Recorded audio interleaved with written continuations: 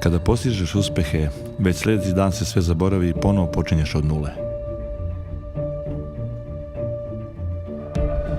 Rukometna utakmica je kao šah, kao život. Morate planirati uvijek jedan korak unaprijed.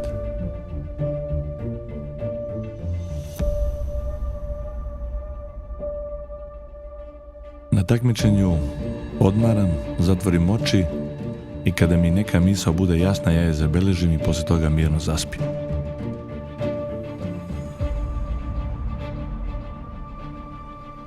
Za mene nema nedodirljivih. Priznajem samo borce, priznajem samo oni koji žele, koji se bore, koji daju sve od sebe. Ne spremam opravdanja, ne priznajem greške. Raditi je potrebno do svojih krajnjih mogućnosti, kako fizičkih, tako i psihičkih. Ko preživi, postane legenda.